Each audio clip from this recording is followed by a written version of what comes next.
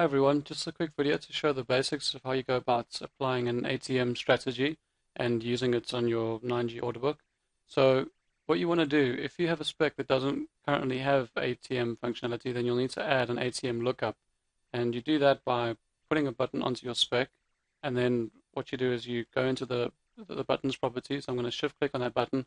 I've preset up a button on the spec at the moment for the demo that's currently it's not assigned. So I've shift clicked on that button that has nothing assigned to it, and I'm going to go into the button type, and I'm going to set that button to be an ATM strategy lookup. So by turning it into an ATM strategy lookup,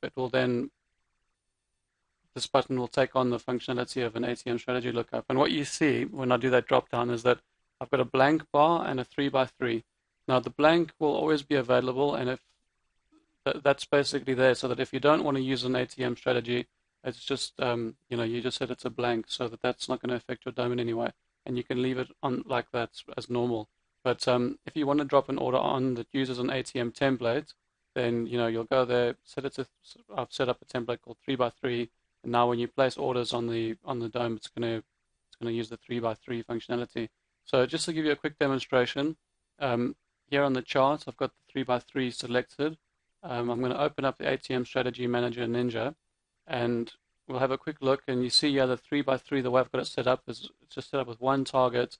I've set it to a stop loss of 3 ticks and a profit target of 3 ticks. Stop strategy of none. So that's a fairly simple sort of setup. And so what we'll do now is we'll select the 3x3 on the dome, and then I'm going to drop a limit into the market. Order filled. And you see what's happened here is that as that's filled, we now have the ATM, coming into play, and it's automatically dropped in a limit order, and it's automatically dropped in our stop order for us. And those are both 3 ticks from the entry. So there you see 3 ticks and 3 ticks. Now that ATM is now in play. On the chart, I just need to change that to the demo amp so we can actually.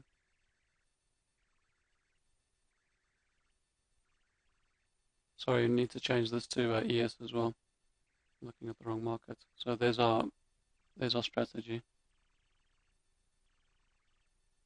And there we've got our sell target and then our sell stop. The orders that are created by the ATM strategy are also automatically OCO linked by Ninja. So they've got one cancels other functionality. If one of them is full, the other will cancel.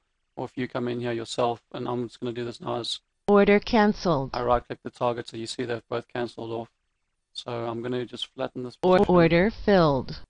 Now the other thing to do is, or the other way you can use that is when this is actually selected, if you use a market order to enter the market, it'll work in the same way. So for instance, if we just hit buy market Order filled.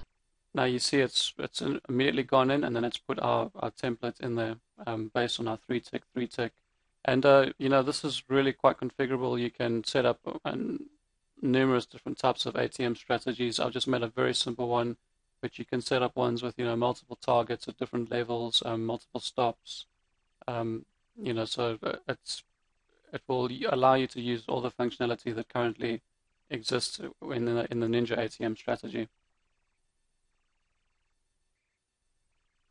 Sorry, so so that's it. And if we want to now just switch off the ATM so it's not applied, you just go to the drop down and just set it back to the blank so that that's no longer in effect for this dome. So that's the use of the Ninja ATMs. I hope you guys find that useful. Thanks for watching.